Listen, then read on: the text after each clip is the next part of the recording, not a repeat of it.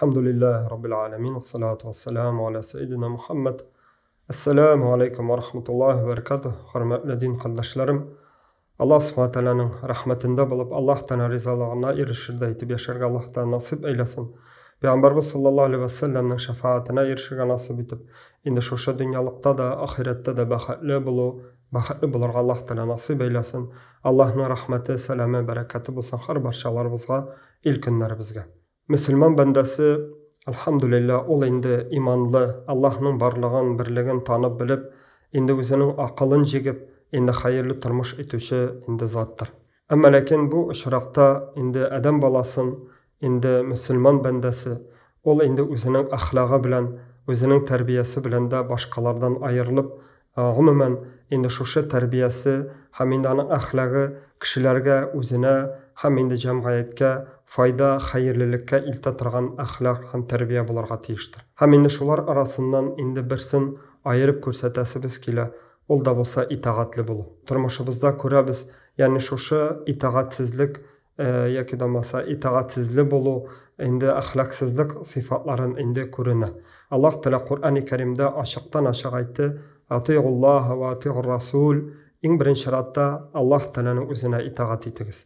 Yani Allah'a itaat eti olunursa, Allah Teala karşında Allah'ını tanı, Allah Teala'ga inanı, Allah'ın kuşkanların öterge tırışı, Allah Teala'nın tıyılğanlarının tıyılıp yaşarga tırışı, tekabbirlikten yarak bolu, hem de Allah Teala karşında özümüzün nefsimizni ana karata boysundıra alı. Yani Allah'a itaatli bulamız.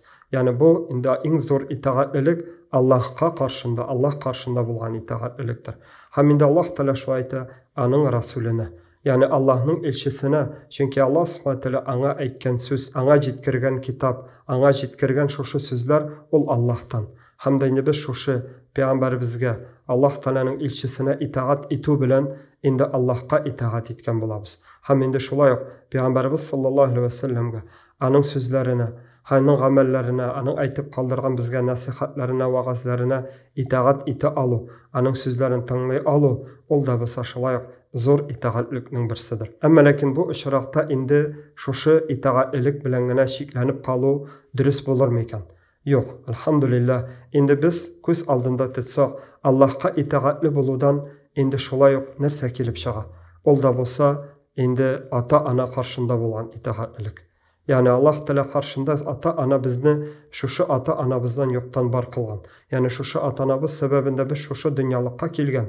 Hem Allah subhanahu teala Kur'an-ı Kerim'de aytı. Indi bizge qabatlı ata-analarımızga of dep de aytmagiz. Yani ata-analarımızga itaatli bulağız, alarını rencitmegiz. Alarga naşar söz bulmağız. Yani alar bilen indi türlü karşılıklı engemeler kurup, yani alarının köngüllerini kaytarmağız. Ol en birinci şaratta şoşu sıfatga aylanıp kala, ol indi ata-analarımız karşında bulgan itaatlilik. Hem indi şulay agar da devam etsek, dünyalıkta indi kişi ulağa itaat etu. Ol da bolsa okuşu özünün okutuşusuna itaat etu. Hem de indi şulay galim kişiге itaatli bulu. Hem de indi agar da gayle turmuşuna kaytsak, ol da bolsa Allah Teala'nın koygan bir tertibi, ol da bolsa hatın kız özünün erine karata bulgan itaatlilik. Hem indi şulay indi erinin şoşu özünün turmuşun alıp barganda indi Allah Teala karşında itaatli, Allah'ın dinine itaatli buludur. Yani bu şoşu sıfatlarga iya bolsak, indi biz Allah Teala karşında alık derecelerge erişirbiz. Çünkü itaatli bulunu, hem de indi mina şulay kaybir yaşlar arasında da şunday görünürge mümkün. Yani galimlerge karata, yani ilim iyelerine karata, yaki da masa alık kişilerge, yaki da masa turmuş tecrübesi bulgan kişilerge, okutuşularga karata indi bulgan itaatsizlik. Kirisinçe bu derece tugul. Yani kimde kim ata-anasına itaatli bula alayken, anın indi derecesi düşmü dünyalıkta da, ahirette de, kirisinçe Allah Teala karşında anın derecesi köterile.